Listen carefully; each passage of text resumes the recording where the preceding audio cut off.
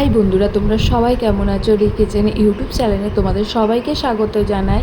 দীর্ঘ কয়েক মাস পরে আবার আমি তোমাদের সাথে ফুল ভিডিও নিয়ে চলে এসেছি একটা রান্নার রেসিপি।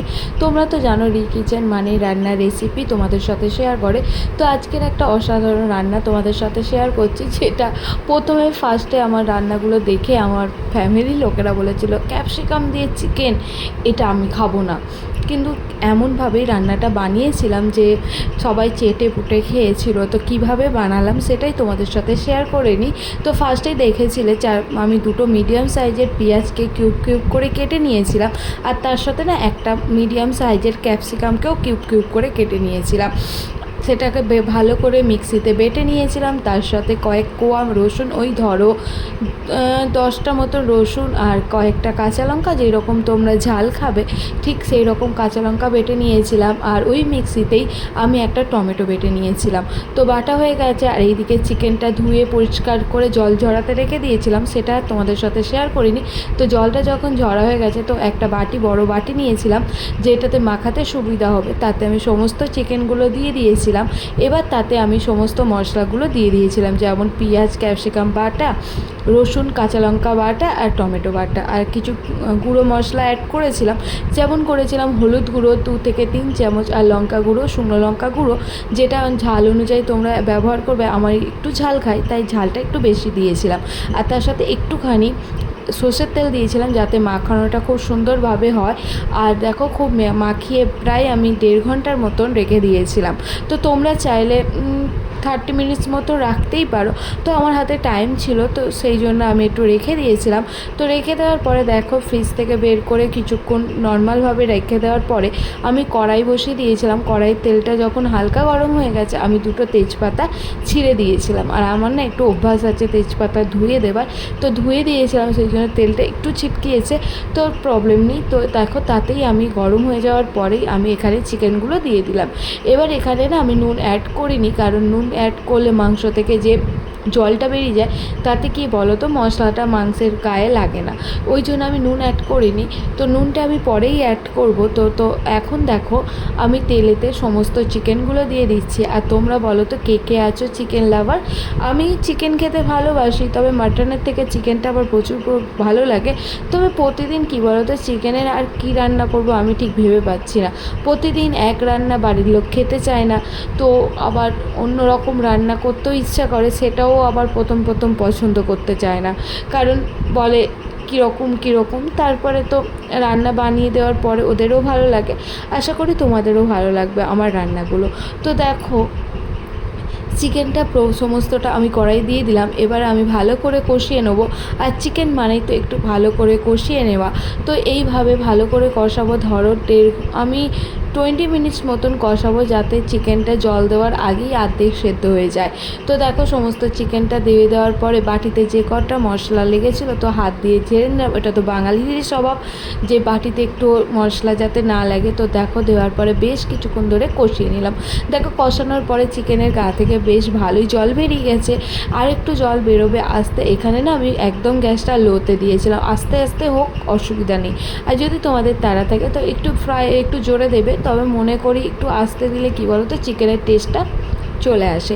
তো নর্মাল চিকেন আর এটা একটু যেহেতু অন্যরকম চিকেন, তাই এটা একটু আস্তে দিয়ে রাখলেই মনে হয় বেশি ভালো হবে। তো দেখো বেশ কিছুক্ষণ এরকমভাবে রেখে দেওয়ার পরে 5 থেকে 6 মিনিট তারপরে গেলাম যে ওইদিকে আমি একটু চা বসিয়ে নিয়েছিলাম। যতক্ষণ চিকেনটা রান্না হচ্ছে ততক্ষণ চাটাও প্রায় হয়ে যাবে। আর চাটা না আমি একটু বেশি ভালো করে নাড়াচাড়া করেছিলাম, কারণ যদি নিচটা ধরে যায় ওই জন্য। তো দেখো একটু নাড়াচাড়া করে দেওয়ার পরে আমি এখানে আন্দাজ মতো নুন দিয়ে দিলাম। আর এখন কি বলো তো রান্না করতে করতে এমন অভ্যাস হয়ে গেছে আমার, আর নুন কম হয় না, ঝাল কম হয় না, সব পারফেক্ট হয়ে যায়। অবশ্য কি বলো তো মানুষের অভ্যাসের দাস। যত মানুষ রান্না করবে বা যে যেটা পছন্দ করে সেটা যদি নিজে থেকে করতে চায়, তো তাতে দেখবে জিনিসটা আরও বেশি ভালো হয়। তো আমার রান্নাটা খুবই পছন্দের, তাই জন্য আমি রান্নাটা করতে বেশি পছন্দ করি। আর এই দিকে দেখো আমি ফ্রাইং প্যানে বেশ কিছুটা সর্ষের তেল নিয়েছিলাম, আর কিছুটা আলু কেটে নিয়েছিলাম, ধরো 3 থেকে 4টে। তো আলুগুলোকে মধ্যিখান থেকেই কেটে নিয়ে হলুদ আর নুন দিয়ে ভালো করে ভাজতে বসিয়ে দিয়েছি। আর এইদিকে কড়াইতে একটুখানি জাস্ট নাড়াচাড়া করে নিলাম। আর এইদিকে দেখো যেহেতু হাই ফ্লেমে দিয়েছিলাম, তা আলুগুলো প্রায় অনেকটাই ভাজা হয়ে গেছে। তো ভাজা হোক, ততক্ষণ আমরা চিকেনটা দেখো কি সুন্দর কালার চলে এসেছে। এসেছে। আর দেখো যেই হালকা ভাজা হয়েছে, আমি কিন্তু একদম ফ্রাই করিনি, হালকা ভাজা করেছি। হালকা ভাজা হয়েছে তো আমি চিকেনগুলো দিয়ে দিলাম, চিকেনের মধ্যে আলুগুলো দিয়ে দিলাম। তো আলুগুলো দেওয়ার পরে বেশ ভালো করে একটু হালকা নাড়াচাড়া করে নেবো, যাতে দেখো মাংসের মধ্যে আর আলুর মধ্যে একটু গ্রেভিটা ঢুকে যায়। তো সেই জন্য আমি একটু ভালো করে কষিয়ে নেবো। আর যত বেশি কষাবে, যত বেশি করবে, ততই ভালো লাগবে। তো এইদিকে দেখো বাটিতে আমি মশলা মাখা জলটা ছিল, সেই জলটাই দিয়ে দিলাম। আমরা বাঙালি কিছু ওয়েস্ট করি না, সবই দিয়ে দিই। তো দেখো, আর খুন্তি ধোয়া জল তো সবাই করে, আমার মাকে দেখেছি।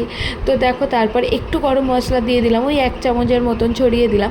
এবার একটু কষিয়ে নেবো। কষিয়ে নেওয়ার পরে আমি, আর এইদিকে দেখো একটু তেল ছিটকিয়েছে, তাই গ্যাসটা একটু মুছে দিলাম আমি একটু পরিষ্কার করে। আর বিশেষ করে কি বলো তো, ভিডিও করছি, একটু পরিষ্কার পরিচ্ছন্ন না করলে তোমরাও বা দেখবে কেন, তাই না?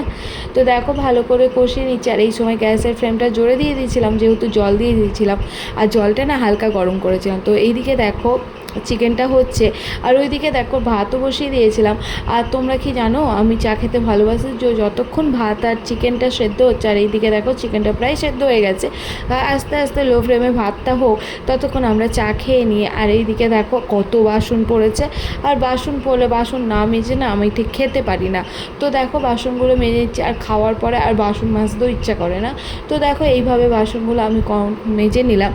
আর বাসন মাজতে আমার ভালোই লাগে, মানে খাওয়ার পরে আর ইচ্ছা করে না, তাই খাওয়ার আগেই আমি বাসনগুলো মেজে নেওয়ার চেষ্টা করি। আর তোমরা অনেকেই জিজ্ঞাসা করেছিলে, তো এই মিক্সার গ্রাইন্ডারগুলো কোথা থেকে কিনেছো, এর লিঙ্ক হয়তো আমার কাছে নেই, কারণ এটা আমার দিদি কিনেছে।